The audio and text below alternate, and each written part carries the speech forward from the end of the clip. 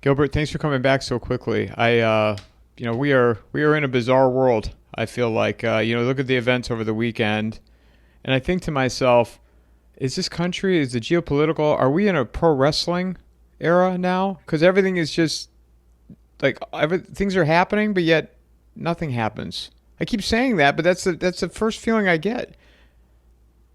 What do you think? Yeah. Well, Donald Trump is the haystack Calhoun of our day. Was quite a performer, haystack Calhoun. So I take up your reference. Look, it's only over when it's over, and then we'll all be gone. The things are changing, and I have made some statements. I've claimed victory in my forecast of what Trump was up to. He ended in a it ended in a ceasefire, which is now in force. But I say ended in. We don't know when it can emerge from that into new fighting. I think is very doubtful. Though I do look around me and I see people who are quite reputable and quite serious who are saying, "Oh, the United States is now arming Israel to the teeth, and they'll go back into." I don't believe that, but that's my belief against their belief, and we all can be. Each of us can be wrong in his own way. Nonetheless, as I have said in several essays in the last day or two, it my difference with peers amounts to two elements. One is that I believe I'm more open-minded than they are. Everyone knows that Donald Trump is a buffoon, but Donald Trump is a narcissist. Everyone thinks they know a lot, but they really don't. And their unwillingness to look at anything that he does without prejudice works against him. So that's one thing I have going for me, and if I had going for me, in my prediction of how his seemingly bizarre and seemingly unconstitutional and very vicious attack on Iran this past weekend um, was going to end badly. I said it would end all right. And I think so far my prediction has held. But there's a second reason, which I've mentioned today in my writings, and that's methodology.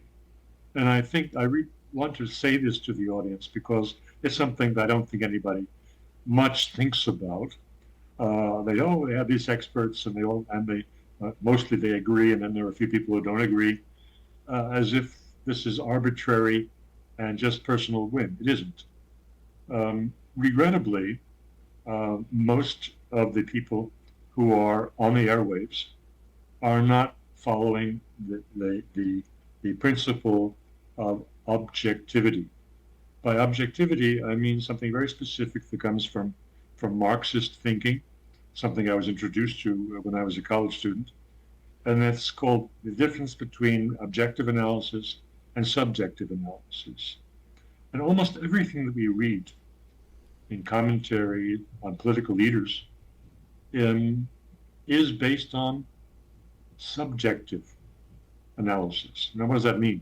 It means that you're trying to express what the motive, intention of the actors can be or was. And it assumes you can get into their head. It assumes when I get questions from some interviewers, oh, what does the Kremlin think about this? If I answer the question, because I don't answer it, I won't be invited back. But I'll tell you right now, I don't have any respect for the question. The question assumes that I have a microphone under the pillow of Mr. Putin, which is nonsense. We don't know what he thinks, and I'm telling you, I don't care what he thinks. I care what he does. And that's the same thing with respect to Donald Trump. But even with Donald Trump, it's multiplied many times because if you listen to him consecutively day after day, he's saying everything contradictory. He went for day, on day two, he's contradicting most of what he said on day one. Therefore, you're left in total confusion and you think the man is a muddle. He isn't. But I say that to try to follow any politicians' um, spoken words or to try to imagine judging by their biography, their past, uh, what their personality is like, is a big mistake. all the famous, well-known biographies of Mr. Putin, the KGB, and power. I'm sorry, this is all rubbish. This is precisely subjective analysis, looking at the man's past, trying to get into his mind, trying to pretend as a layman that you're a psychoanalyst who can make sense out of the man and then explain what his next moves will be on the political chessboard. Wrong. Even professional psychologists tell you that analysis by remote, without having the person sitting on a couch in front of them, is virtually worthless. And it is still less valuable when it's done by laymen who really don't know what analysis is all about. Therefore, for this reason, so many of my colleagues are making either hysterical statements about the present and the future, they're hyperventilating, and they are not making predictions that can help the public understand where we are and where we're going. So as I say, when I differ from my colleagues on an evaluation of given events, like what happened this past weekend, I don't take credit for being smarter than anybody else, but I do take credit for using a methodology which I think is more valuable than what they are using. I use objective analytical frame. Now, what does that mean? It means I look at what they have done, not what they have said, and what is the consequence of their actions. In the case of Mr.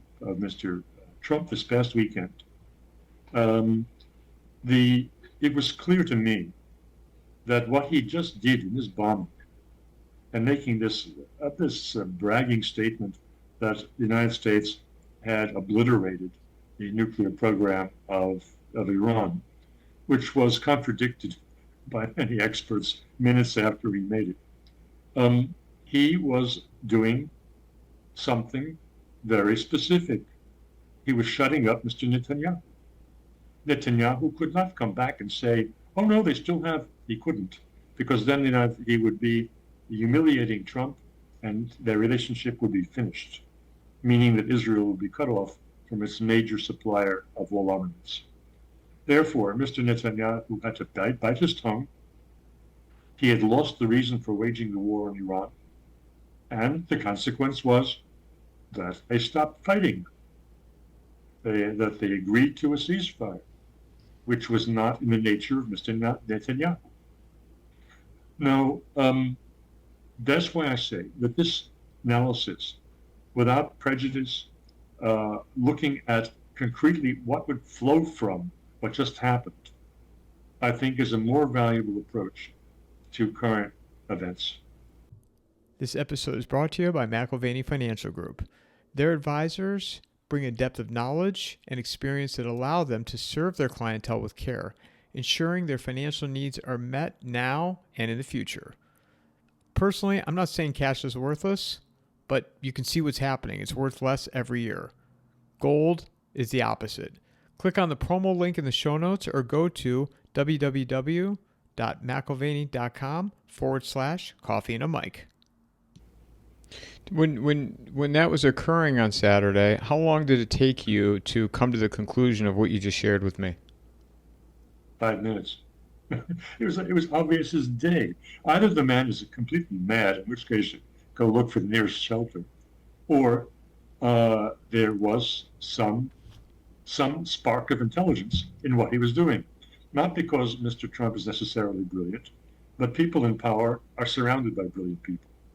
So they're surrounded by some scoundrels, they're surrounded by a lot of people, just as he was when he was a real estate developer. When you're wealthy, you have people lined up outside your door to make proposals to you. Well, your value in the whole situation is to have enough common sense to sort out what is trash and what is potentially a great value. And since he's been in business for a very long time, and he didn't go bankrupt, although admittedly there were some close shaves, I assumed that he has enough judgment to sort out the advice from would-be advisors that is good from advice that is dangerous or trash. And that is what I give him credit for.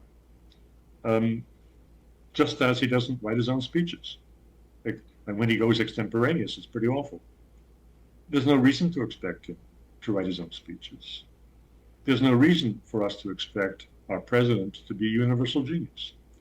And the people who don't understand that, as President Obama did not understand that, and who are flattered and who are vain and who answer every idiotic question that the public puts to them, they are fools. None of us is a universal genius, but it's so easy to be flattered and to consider yourself as obliged to answer questions that you know nothing about. So let's leave it with Mr. Trump. I understood very quickly there had to be some sense in what he was doing. And as soon as he said, when did I realize this? After he made his speech, not during the event. During the event, during the bombing, it wasn't clear what's going on. But when he made his speech to the nation, and there are a couple of things that were in there that were markers, and I'm amazed that my peers, my colleagues, haven't paid attention to those markers. Marker number one, his whole litany of grievances against Iran, justifying America taking action now. Israel wasn't in that pool at all. That told me he was going back to 1980 and the shock and horror in the States over the taking of hostages from the U.S. Embassy. That is the start of America's hatred for Iran. Now, and by Iran, I mean for the leadership of Iran, for the Ayatollahs. And he went on to the president. Oh, they've killed a lot of our soldiers. Yeah, well, of course they've killed them because you killed them. There's been his whole litany of grievances was strictly American grievances. There was no Israel in that equation. That should have been a signal to everybody that America is waving the Israeli tail. And as opposed to Mr. Mearsheimer's well-known proposition accepted by which almost cost him his academic position in 2007 when he said it out in a book, but today is universally accepted, that the Israel lobby dictates American foreign policy. Well, there it was, shredded by Mr. Trump himself. And what I took this to mean is that he was in control of the relationship with Netanyahu, not the other way around. And he was saving Israel from Netanyahu because Israel's losing the war. So there you have it. That's where I realized that it's not what it looks like. And then Iran's response by military base in Qatar? This was more political theater. And it has a tradition. It didn't just come from nowhere. But what we're speaking about in the relationship here was a duel. Trump dishonored Iran by moving this very sophisticated, heavy bombers, the B-2, with their 15-ton bunker busters, and attacked Iran. That was a humiliation for the country, not just an act of war. And Iran, being a proud nation of 5,000 years of civilization, had to respond. But duels are not what we think about. Duels don't always end in death. In the 19th century, they very often did not end in one side trying to murder the other. On the contrary, you as a gentleman were obliged to pick up the glove that had been cast at your feet. That is the humiliation that your opponent was delivering to. You had to respond by choosing your seconds, by discussing with them, having them discuss which weapon would be used, pistols or swords or Lord knows what, and you would have to have a duel. But you were not obliged to kill them. You were obliged to react, to take part in the duel. And it was perfectly respectable and admirable if instead of taking aim at his heart, you shot your pistol in the air. And that is what Iran did. They avenged the insult by attacking the most important American base in the Gulf region, the coordinating center in Qatar. But they sent older, less advanced 6 missiles against Qatar, missiles which they knew could be shot down, and it gave advance warning to the Americans that this was coming. And they chose Qatar because Qatar, aside from being so important, they knew it was an empty shell, the same as their own Fordo and other 2 nuclear sites were empty shells when the Americans attacked. The American soldiers had largely been withdrawn from Qatar. So in these circumstances, I say this was political theater. They knew that this could end the conflict with the states, and Donald Trump knew that. And he virtually, minutes after it happened, said that. He even publicly thanked the Iranians for having given America advance warning. There you have it, political theater. So this is the way I read it. Now, I don't pretend that this is the way it's all going to end, and I don't pretend that Scott Ritter is wrong when he says that the America's arming Israel to the teeth and they're going to go back into the fighting. Anything is possible, though I'm very skeptical. That was going to be my next question to you. Not that you're forecasting, but will this hold? I mean, it's holding for now. I think so. The question is, what is the meaning of this for Israel's war on Gaza continuing?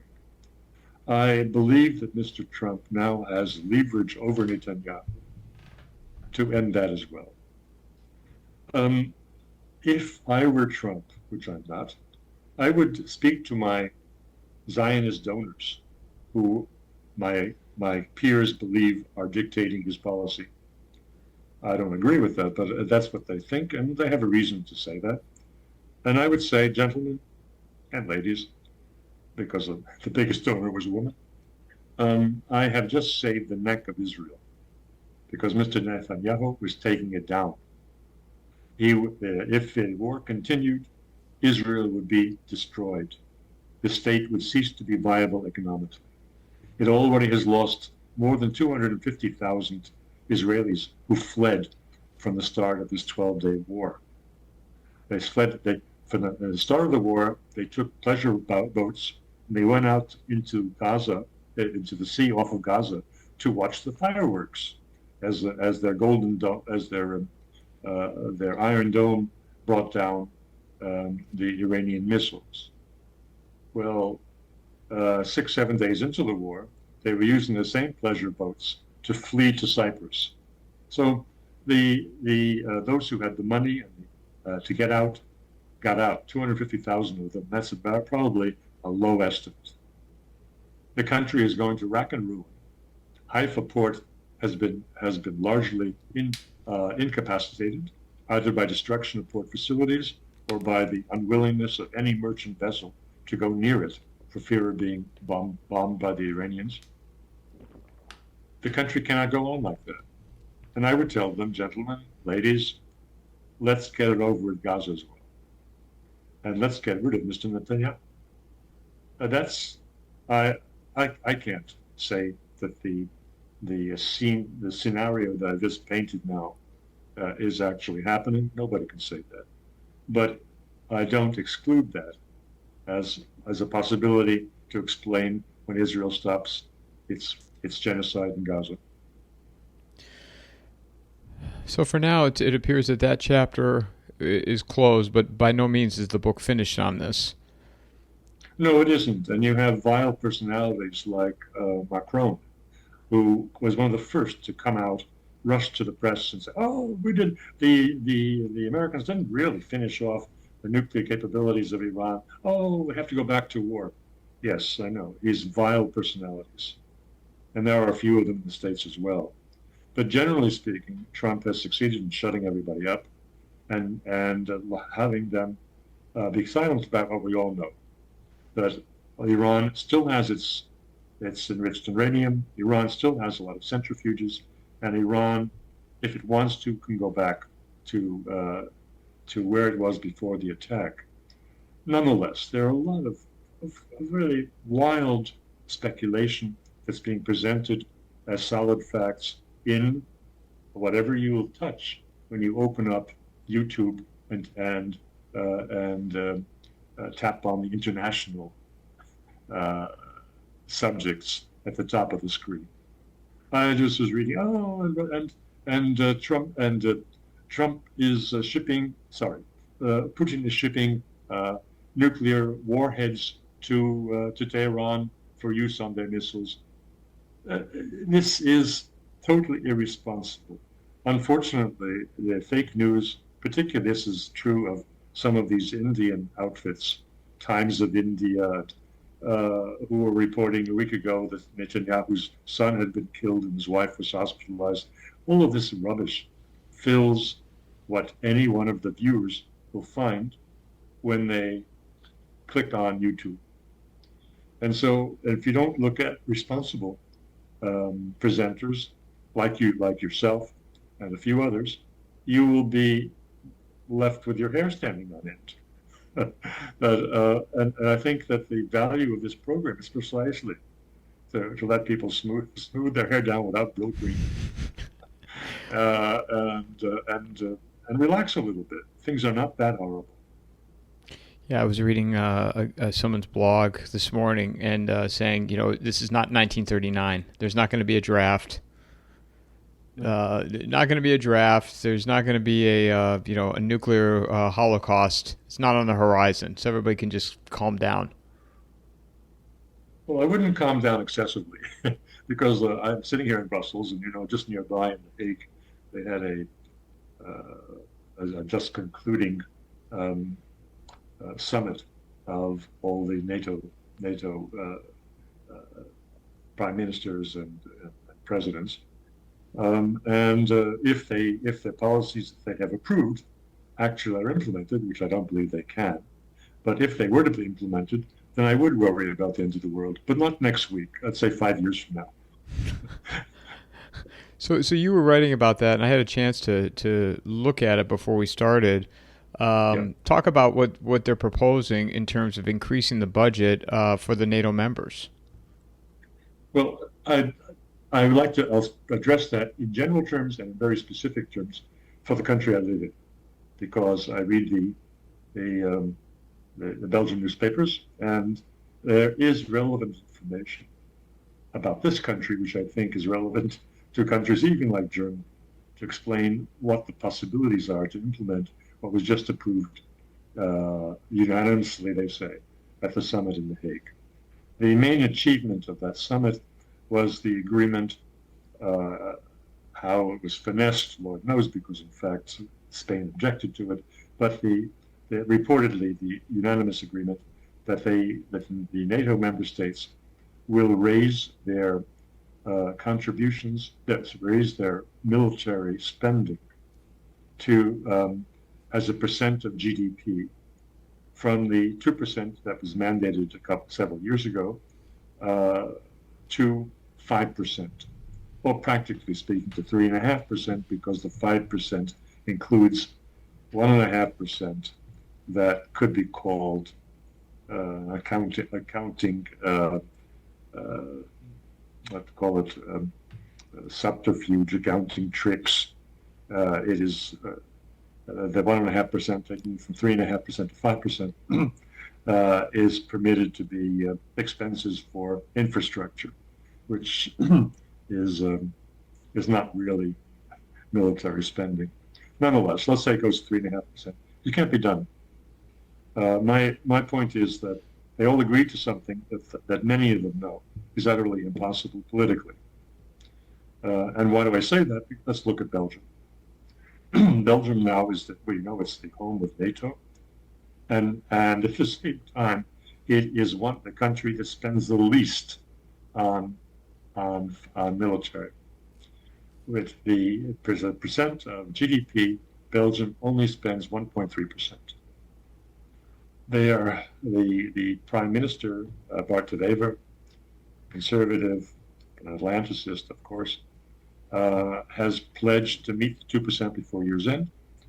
But when you look at the details, the way of doing that is largely financial chicanery, budgetary manipulation, putting in budget, the reconstruction of bridges and improvement of roads as having a military significance for NATO because it facilitates the movement of NATO troops that could be landed by plane or boat on Belgian shores.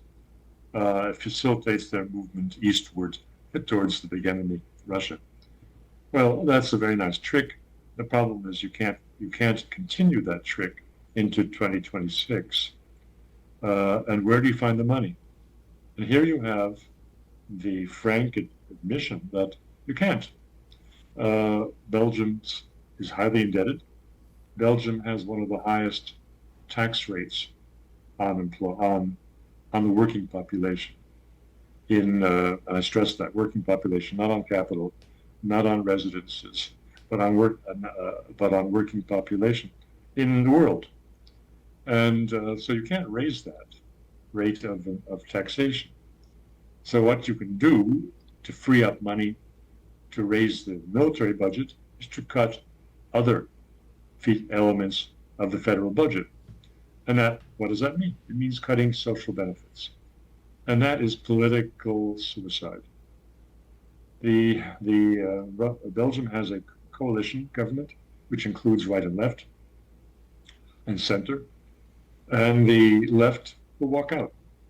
It took 9 months to form a government here because there are a lot of little parties, and everybody's got their own favorite policy line, which has to be accommodated in the new coalition.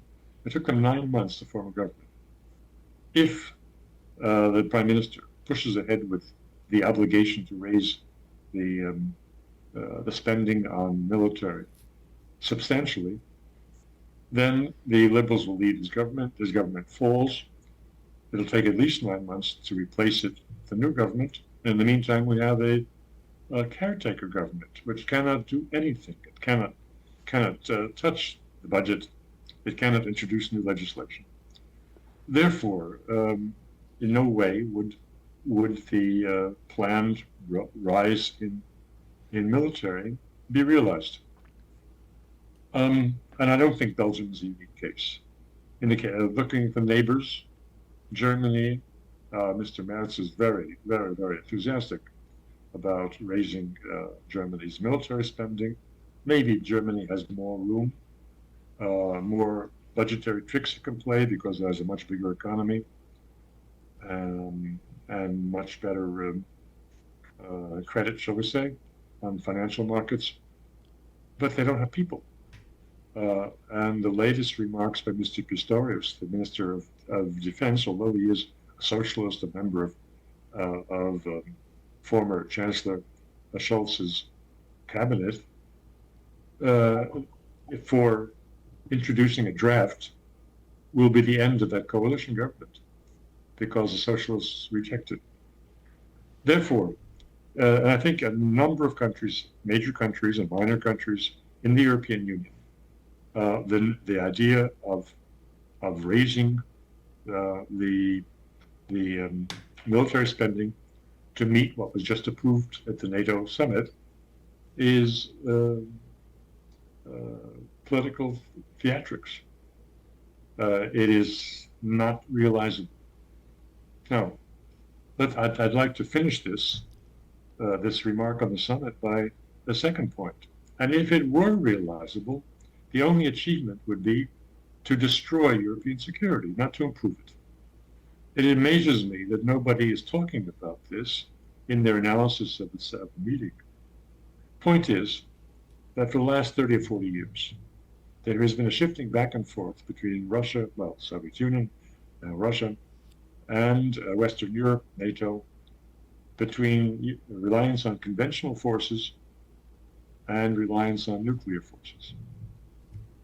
In the late 1970s and early 1980s, before Mr. Gorbachev and the collapse, the slide into disaster Russia-Soviet economy.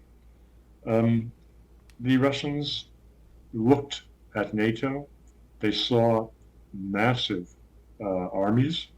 And after all, the German army was 3 times what it is today. And they saw that army was well equipped, and the other countries also in NATO had presentable armies and a lot of men. And the Russians added them all up. And they came to whopping numbers of troops available to NATO, which outmanned them many times over. And they drew conclusions. And the conclusion was, if we get into a fight with NATO, we will use nuclear weapons. Now, what's happened since? As we know, under Mr. Putin, the Russian armies have reconstituted themselves. They are now the strongest army in Europe, and maybe in the world, the best equipped, with modern tanks, with modern drones, with everything you need on the battlefield, as we see daily in the results in Ukraine. They now produce 4 times the artillery shells that the United States and Europe together produce. Russia is doing just fine in a conventional war essentially against NATO. The German army is in miserable shape, as everybody knows. Not because I'm saying that, because the Germans themselves are saying that. They don't have equipment, they don't have men, they don't have anything, really. Europe as a whole has almost no air defense. Almost none. Under these circumstances, the Russians are very happy to use their big advantage in conventional warfare and to keep it clean. They only are using conventional weapons, although they have the world's biggest arsenal of tactical nuclear weapons of every size and variety for use in every possible eventuality. But, the big but, when Mr. Starmer and Mr. Macron started speaking about moving a 50,000 man armed force of coalition of the willing into Ukraine to protect them during a ceasefire and Lord knows what else, the Russians said very plainly, we will blow it up with nuclear weapons. We are not going to go into trench warfare with you guys. We won't stand for it. We're not going to lose our men because you are crazy. So get ready. We will blast you all away at once. Well, there you have it. That's what's going to happen if Europe spends trillions of dollars, trillions of euros to rearm, as NATO is now suggesting. The war mode in Russia will go from conventional back to nuclear. Now, why they are not considering that? But why should they consider it? Because everything else they're talking about is equal nonsense. How can Mr. Rutte make a speech as he did yesterday, which included a large segment on building a European air defense? How can they even begin to talk about that when they see what's just happened to Israel's 4-layer defense, the best in the world, American equipped, American designed? It failed completely. When I said earlier that Israel is being destroyed, it's because the Iranians first depleted the interceptors, and then on the Israeli side, and then they moved in their most advanced missiles, particularly both cruise missiles and the hypersonic missiles, which cannot be stopped, and they're destroying at will anything in Israel. If you look at that, I don't see how Mr. Rutte or Mr. Trump with his famous Golden Dome for $150 billion, I don't see how they can open their mouths and talk about this claptrap, this absolute nonsense of air defense. No.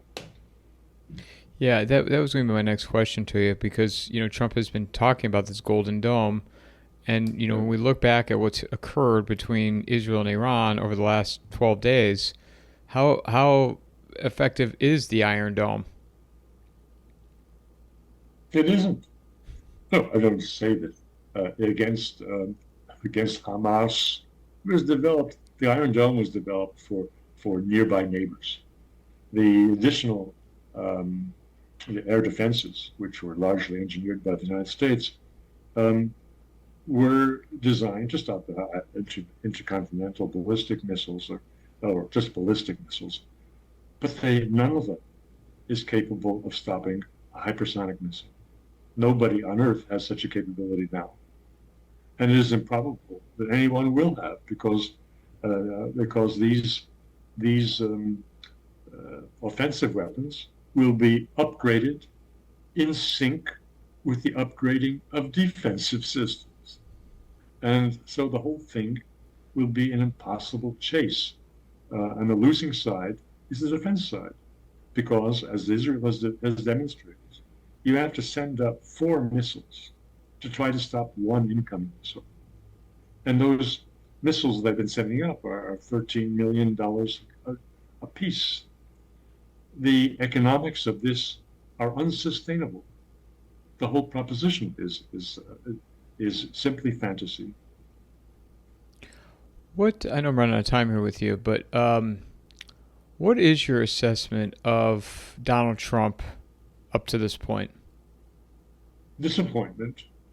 Look, in his first administration, I was rather quickly ready to say, impeach the guy. I'm not ready to say that now, although he's done and said some things which are quite strange to obnoxious. I've given him the benefit of the doubt with respect to the horrors of Gaza and his continuing support to Israel, which has enabled them to perform this genocide. I gave him the benefit of the doubt in the argument, a cynical argument, but that's what politics is very often, the cynical argument that he had to keep the Zionists on board and backing him if he was to have any chance of succeeding in his sought-after rapprochement with Russia, and in his very contentious domestic policies, both on immigration and on the tariffs, and on his tax relief or tax program. All of these things are highly contentious, and he needed as much support in Congress as imaginable. And the pro-Zionist, the pro-Israeli members of Congress on both sides of the House were essential for him to ride to victory in these policies that he holds dear. So I gave him the benefit of the doubt in supporting Israel in its ghastly operations in Gaza. But if I am wrong about the ceasefire with Iran and Israel, and this is, as some people like Scott Ritter are suggesting, yet another attempt to deceive us all, then of course I'll revise my opinions. I'm not an apologist for the man, but neither am I ready to condemn him without looking closely at what he's doing. What is as we move forward here with the summit and then beyond that, what is your primary focus then in your work and your analysis? Well, my primary focus, of course, is Russia and its relations. But it's when Obama said Russia is just a regional power, and Vladimir Putin responded, "And which region?" Because we're all over the place. I mean, we are an Asian country, and so forth. So Russia is involved in many things. I didn't expect to say or write anything about the NATO summit today, but of course Russia is central to that summit, and so I was obliged to look closely at what they're saying and doing, and to bring in, as I've just done, a material that is very close to me that would not be known to outer world audience, and especially in the United States, what goes on in Little Belgium, which is actually it's just symptomatic of what's going on in many separate European countries who have signed on to this NATO declaration when they obviously have no intention or ability to realize it. So my interests will be focused that way, with Russia at the center, but other countries necessarily coming in because Russia has relations with them, either friendly or hostile. Gilbert, I thank you for coming back on here, and I fall victim to this as well, where I try to be better, and then I find myself, I'm like, oh, I got sucked into it again, where you think you're on the brink of the abyss, and then you realize, like, as we move beyond that, we're not going into the abyss this time. Maybe at some point, but not yet. Well, the advantage is, whatever you can think about Mr. Trump, he is not Mr. Biden in the sense that he is not mentally infirm. He still has his wits about him, and he is not being managed by his nominal assistants like Tony Blinken or Jake Sullivan. He is responsible. He is running the show, whether you like it or not. But don't pay too much attention to his personality quirks, to his narcissism, or his being a braggart, or other personality defects, and just look at the significance, the consequences of what he is doing, whether negative or, as I think in many cases, positive. Where can people find you, Gilbert? Well, I'm on Substack.com. That is, I have two web platforms, and one is on WordPress. I used to publish essays there. Now I no longer publish essays there, though I do post there my interviews and transcripts of those interviews. But my essays, which I invest a good deal of my thinking into, and of course in written form it's easier to be more consistent and more logical than it is in any on-air discussion. They are published on gilbert.doctorow.substack.com. Otherwise, I hope people will just look me up in Amazon in the search space and see what I published, which is 8 books now. And some of these books, like my 2010 book on the great American post-Cold War thinkers on international affairs, they're still selling because I think there is a long life to my books. Still selling books. Does Russia have a future? Does the United States have a future? The date from 2015, 2017. And I have my book of still earlier, I think it was 2012, 2013, Stepping Out of Line, that is setting out the story of the pipeline wars between the United States and Russia for gas and oil. That also has an audience. Just one copy just bought today in Germany. These are not, I don't have big sales, but I think I have enthusiastic and serious readers, which heartens me. Sometimes I get comments back from them. Gilbert, as always, thank you so much. I look forward to continuing to follow your work and more conversations ahead. All right. Well, thanks for having me. Mic drop.